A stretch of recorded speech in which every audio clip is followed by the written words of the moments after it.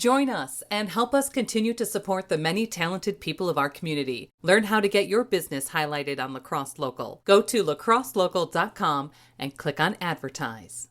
Prevention is the key to a healthy life. That's why Gunderson Health encourages you to learn about vaccines and how they can help you and your loved ones stay healthy.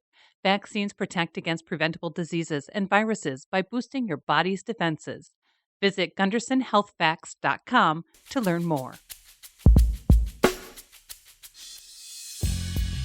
We chatted with Matt Pudas, singer, songwriter, and frontman for the White Iron Band. We talk about beginnings, his first full-length solo album, Working on Me, and an upcoming show at Cheech's Dees Fest Family Music Festival. You can find more conversations, food reviews, live music, weekend picks, and events on our website, lacrosselocal.com. I'm Amy. And I'm Brent. And this is La Crosse Local. Blood and Mary morning and a champagne brunch, handful of ice cold beers for lunch. Got me talking about Jesus turning water to wine, drinking old Uncle Jesse's moonshine. Tomorrow morning, Lord, it might be rough. Good God Almighty, I just can't get enough of this. I saw White Iron Band about, I'm guesstimating that was about 20 years ago. It was one of my first instances I've ever seen you guys, and probably, I've seen you guys probably half a dozen times since. All right. But the energy you guys brought to that show, I mean, in a very polite way, it was like drunk coal miners with cowboy hats doing outlaw country. Well, then we, whatever we were doing must have worked, because that's the vibe, that's the vibe. It's, we try to bring a really wild, high energy show. That's what I like to do. I certain moments, certain different kind of vibes, doing an acoustic kind of thing or something like that works too. But White Iron Band is for surely that. So if that was what you got out of it, we must have succeeded. Yeah. I mean, it was great. I've seen you since then, but I mean, it seemed like you guys just had and it was great, by the way, but it was like, you guys had a chip on your shoulder. I think it was one of the first times you guys played in La Crosse. I think you played with Smoking Bandits. Okay. And it was almost like you guys were pissed in a good way. Yeah. Well, good.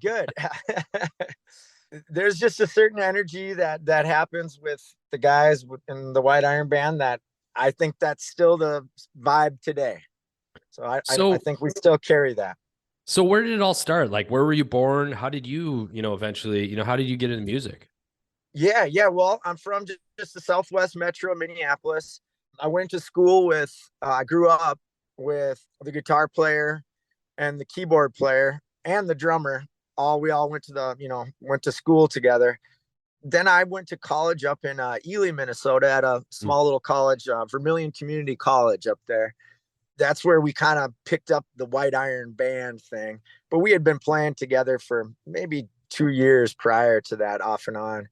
But then really started, picked up the name White Iron Band from a party that we played on a popular big lake there right outside of town called White Iron Lake. We needed a name, and we were the White Iron Band, and it just stuck. We spent probably the first 2-3 years really working like the Iron Range area and kind of anywhere we could get. And then kind of, as I left that area, and we kind of relocated in the Minneapolis area and then kind of kicked things off. Going up north, in a sense, was that kind of your first instance of it, or have you always had ties to that region? When I went up to that far north, that was my first instance of being, because Ely's like, that's it. That's the end of the road. Yeah. And then it's, you go into the big Boundary Waters area, then you're in Canada. So the Pudas family's all from north central Minnesota. So I've spent quite a bit of time, up there growing up. But going that far north and kind of being on my own, that was a trip. That was the first time for me. So kind of coming up to, today, it seems like there's similarities, but you got a first full length solo album coming out in April here. Yeah. Just hearing, some of that Get My Fill, I believe, is one of the first singles off of that. Yeah, for sure. You got some similarities in that to White Iron Band, but what was the process like putting that together? A lot different. Yeah. A lot different than anything I've done with White Iron Band, that's for sure. I mean, same but different. White Iron Band, usually we, would kind of have a lot of these songs at least somewhat figured out before we got into the studio. This was a different process. Played with some kind of through a band together for really just the sole purpose of recording. Ended up kind of happening in 3 different time frames, sessions that kind of strung out over almost a full year and a half. Wow. There's for surely similarities because I, again, write the songs and sing for White Iron Band. So I'm not trying to reinvent the wheel with this thing really at all. It just kind of was in 2019, I moved down to Georgia, and kind of by 2020, I knew I needed to make my own thing just so I had things to promote, outside of just, the Minnesota region. And then I could kind of help hopefully branch out a little bit down there without having to try to drag the whole White Iron Band, I guess, down south with me, which is not something that was going to happen frequently. I knew I needed to do something, and it's just kind of something for me, doing something different. And the studio was fun too. I've just done, White Iron, we've made 6 studio albums. So, just switching things up was a positive vibe for me. Worked with Chad Staley, probably know from La Crosse area, as a producer. I co-wrote songs with other people, which I haven't really done much of that in the past. I've usually kind of been mostly all my own start to finish kind of thing. So yeah, it was different in a lot of ways like that. So where did the album name come from? It's Working on Me, right? Yeah. Well, it's one of the songs on the album. Kind of like I said, I've been sitting on this thing for almost a year now without releasing it. And I released Get My Fill right away because it was kind of done and it was on the first session of this whole album. But the boss man keeps on cracking the whip. Keep on moving, no time to slip. Work, putting money in my pocket. Let me tell you when it's time to play. I'm gonna get my fill of Tennessee whiskey. Get my fill of the girls that miss me. Get my fill, spend my money. Get my fill, calling everybody honey. I was gonna go with Get My Fill, and I've known from just past recordings that sometimes I kind of wanted to put a ballad as the title track, because I just know how it works, that if I didn't, I don't know if it ever get any play. And it's just it's a really good song, and if I have a handful of party songs, like Get My Fill, I was gonna roll with being like the title, but I'm like, let's do something different so people can actually hear a little bit different side of what is on this album. Because I think a lot of that, especially when you kind of send it to radio and things like that, it's like, oh, okay, well, album title is Get My Fill, boom, hit it, but when it's like, oh, Working on Me, and it's like, I'd love to have people hear that too, because I think it just turned out really good, and it's more of a ballad, and it's got just shows more of the complexity of this album. You said he was kind of recorded in 3 different sections too. I mean, yeah, you worked at a Pachyderm Studios, was it? Yes, sir. Yep. It was Pachyderm Studios, and that was gorgeous. It's a great studio. I mean, they're just, the engineer there is super pro. Everything was super pro, and then having Chad there as a producer was amazing and cool. That you stay there overnight, and it's kind of a interesting type of a compound that you're working out of there. So it was a trip.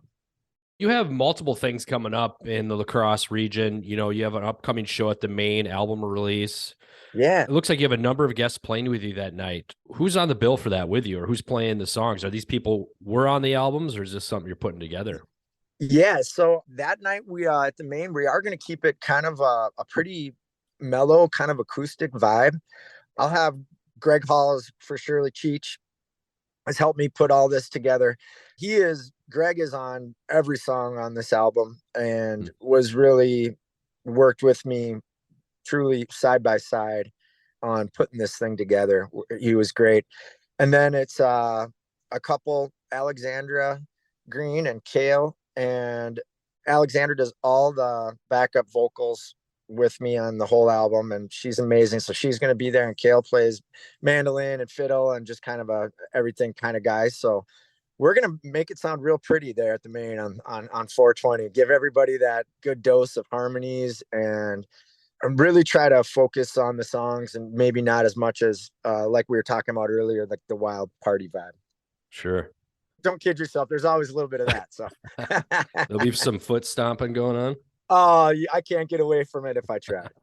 So speaking of that, White Iron Band will be hitting the stage for Dees Fest in June too. I mean, that's a different sort of show. What can people expect from that show if people have never seen you guys live?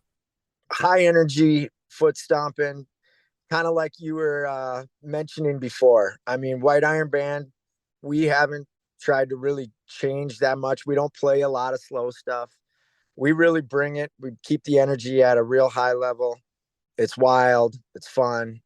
If anybody was there at Dees Fest last year, we had an awesome show there, and hope to replicate that again this year. Maybe throw a few new songs in there, but we always will play a lot of our ones that people know and enjoy also. You know, I heard a little rumor too about, Christian Staley, Chubba from the Smoking Bandits. He didn't want to play after you guys. Can you believe it? Thought the stage was gonna be on fire. So yeah. I'm sure he could, but that's nice of him to say. Going on to your house or your truck or your car, what music do you currently have on rotation? Well, let's see. I'm all over the place, really. I'm a real moody person, so it depends what kind of mood I'm in. But if I'm in a kind of a high energy mood, I'm always flipping some of my favorite, like Pertney Sandstone, wild bluegrass kind of vibes going on. And if I'm slowing it down, I'll always head back to the classics of, Waylon or some of my favorite singers like Hoyt Axton, and really enjoy music by Whitey Morgan, and try to listen to a lot of new stuff, but it's pretty wide variety, actually. Wide variety. I like listening to everything, to be honest. Kind of good to help the songwriting to really have a wide variety of songs to, try to steal. Pick and choose from. Yes. What is your calendar like for this summer? I mean, are you kind of going to try to hit up a lot of things? You doing a lot of shows in Georgia, or what's going on with you? Yeah, we are. We got this. I'm kind of doing it a little different than I have in the past. I've been a truly just, I'm a weekend warrior most of my adult life, but I'm trying to lay back a little bit. I got a large family and a lot of little kids running around, so there's a lot of that going on for me too. But I for surely have this stretch of shows here in Minnesota over a 2-week span, and Wisconsin, and North Dakota. And then I got Cheech Greg's coming down. We're playing like some moonshine distillery and a brewery in the end of May down in Georgia, and doing some like outdoor pavilion kind of city run shows. I got a handful of shows back in July, over Minnesota and Wisconsin again, and a few festivals here and there. But yeah, I never try to stay too busy, but I always end up being pretty busy. How's the whole Georgia experience kind of moving there, kind of affecting you? Yeah, it's been interesting. It puts everything on a real new level. It brings you down to the bottom. I'll tell you that much. It's like starting completely over, which is not easy. It's been real. It's like, having to hustle to get like gigs that I wouldn't even take usually up north, to be honest, and still getting denied to get some of those. I'm a lone wolf down here, that's for sure. I'm picking away at it, and I kind of started with some of the breweries, and I've kind of started landing some now kind of city shows, like that are kind of have their own crowd built into them, which is real cool. And I hope that just kind of keeps up. I really for surely need to work on my networking down in this area. I mean, that just takes time. It really does. And, I'm not really like young and on the scene and going to the bars every night too. So I realized to myself that's going to take even longer. Yeah. Well, I know people are pumped for your shows coming up in here in La Crosse in April at the Main and at Dees Fest. Is this going to be a barn burner? Super excited for that. Yeah, that's going to be a lot that of weekend. fun. So anyways, what's the best avenue for people to find out more about what's going on with you? Social media, website? Yeah, follow me on the social media sites. I'm on Instagram and Facebook. Those are the two I use the most. I'm on Twitter, but honestly, I don't really use it that much. And I got new merch. I'll have like hard copies of a CD and stuff like that. And then go to my website, which is just pudasmusic.com. And I'll be able to ship everything out from there for people who want, the hard copy. Some people I still do. And obviously I'll have all that stuff at the live shows as well. Lacrosse Local Podcast is a production of River Travel Media. Do you have an interview idea you'd like to share with us? Message us on Facebook at Lacrosse Local. Find out more about us at lacrosselocal.com, and you can subscribe to the Lacrosse Local Podcast on your favorite podcast app. If you like us, rate us 5 stars. We appreciate it.